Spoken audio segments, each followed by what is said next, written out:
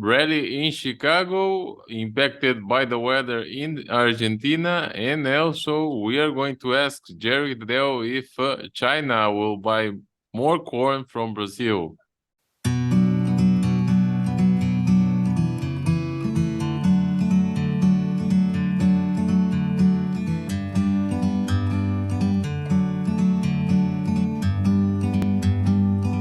So, Jerry, how are you today? I'm going to ask you about the markets this week. How can you explain the market this week? Oh yeah, well it was a tricky one. We had some follow through from last week's USDA report with people looking at the overall production numbers and the carryover stocks for the 22-23 year, kind of slicing down instead of being up slightly along the way.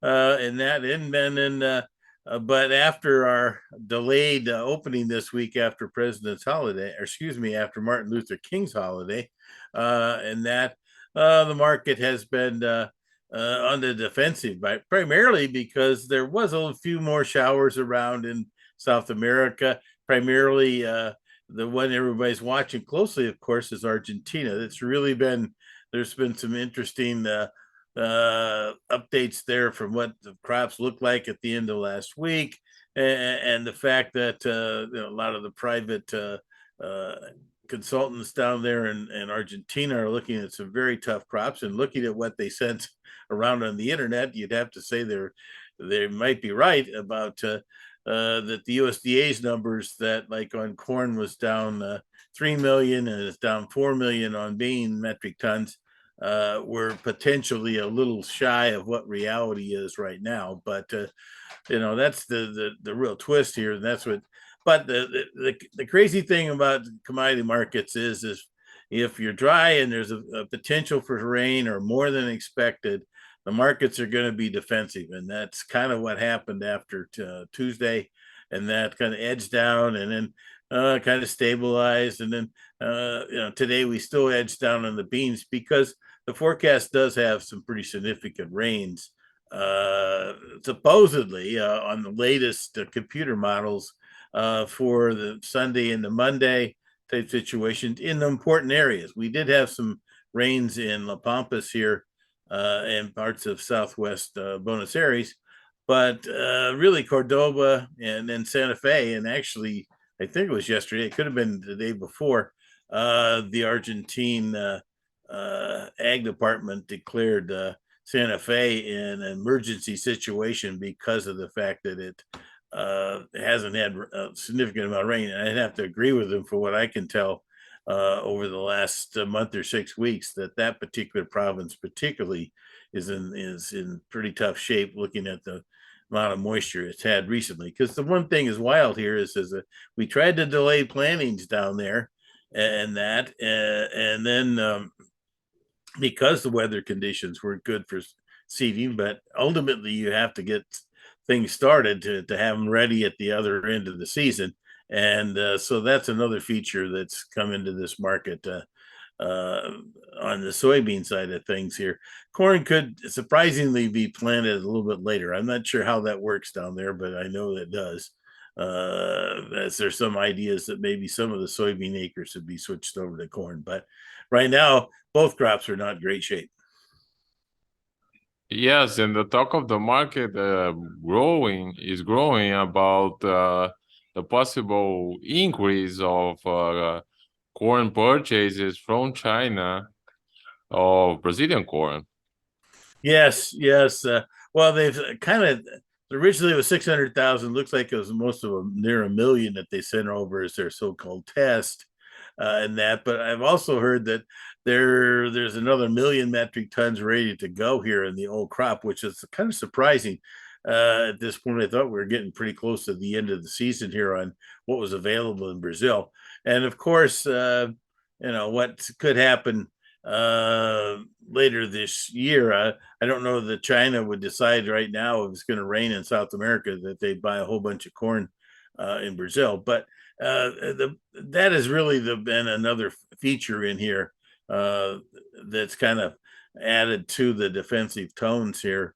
in the corn market, along with what we just talked about with rain in Argentina. Yes, and well, I anticipated the talks about the next wheat season in Argentina that will have an effect after the harvest of corn and soybean. Well, there's definitely a potential that they might actually expand some wheat seedings down there. The biggest question this whole thing is everybody's planning on La Nina really just turning around in a dynamic situation. And that's, in many cases, it does start to change. But I wonder, right now, at least, we're still quite a few months away before we start to see the seedings. I think, if I kind of remember, we're talking about March.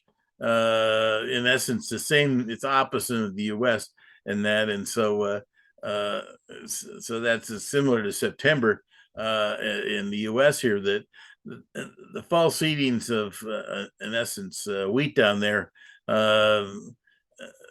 maybe it's going to have some better weather to get seedings going and have a better prospects for the coming year. But right now, the squiggly lines on the model projections are still looking for some dynamic changes here from the weather in or in the La Nina situation. But that's all really looking at the sea surface temperatures along the equator out there, and the warm weather is lurking below the surface out there, ready to come up. But right now, it hasn't. The thing about it is that some of these indications in Argentina that we've had, and some slightly better than expected rains last weekend and a couple times this week, and then now the forecast of rain for this coming weekend, and that all of a sudden we get a 2 to 5 inch deluge here across many major areas, and that'd have.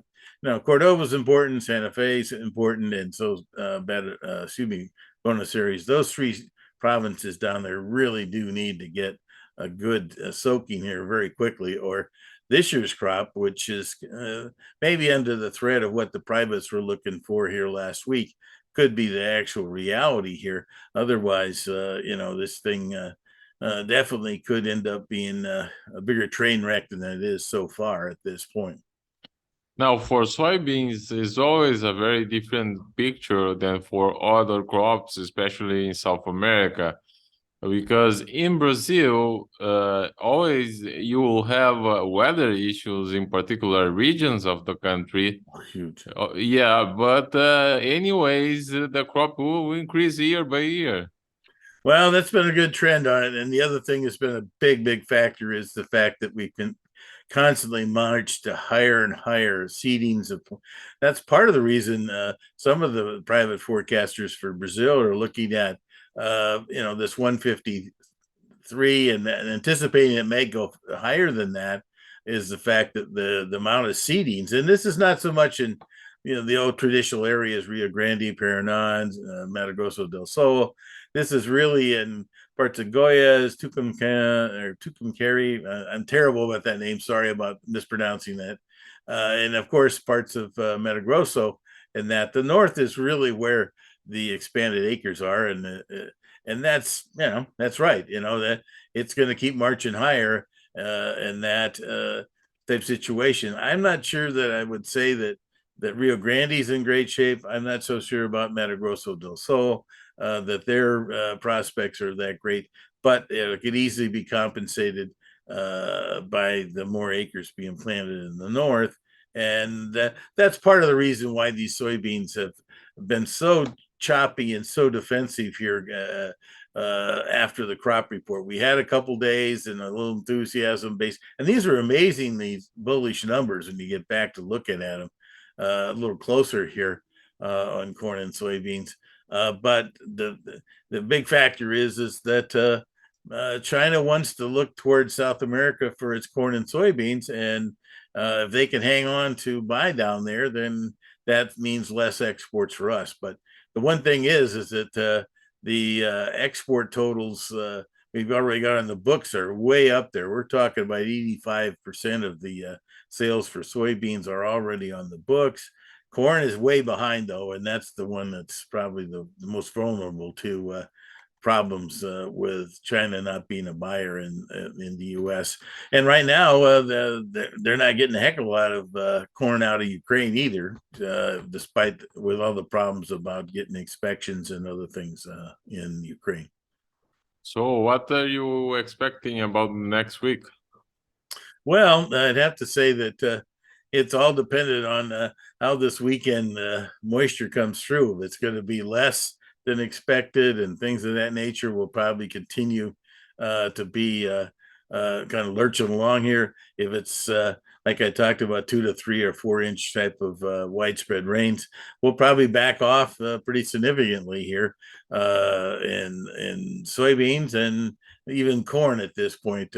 Right now at this point. But you know, the one thing that's sometimes when all the sophistication of the world here on weather models and that, they don't always work as well as South America as the overall amounts and where the range might be. That's the thing is interesting is that we've really seen like this rain that was over an inch or two in La Pampas. Yeah, it's helpful for La Pampas, but there's not much corn and soybeans planted there as much as there are in Cordoba or Santa Fe or double crop things behind wheat in Buenos Aires. So that's a tough one. But as to unfortunately, sometimes rain. It doesn't make a lot of difference where it rains. It just rains, and so that's right now. That's our.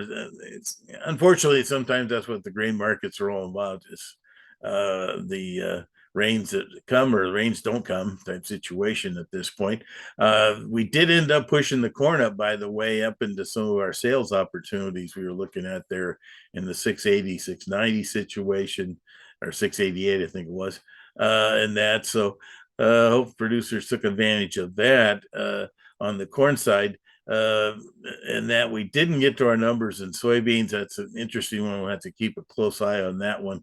Right now, hopefully everyone's got more than half their stuff sold out there in both corn and soybeans at this point. And because this market is going to be a very, very choppy affair because people are really concerned that this bull market is not going to last for a third year. So eventually here we'll have to see how this goes along. But there's a long ways between now and where things are in May when in the U.S. when we look at these crops at this juncture. So, but right now at least, sometimes the seatbelt in the grain markets is good to have on.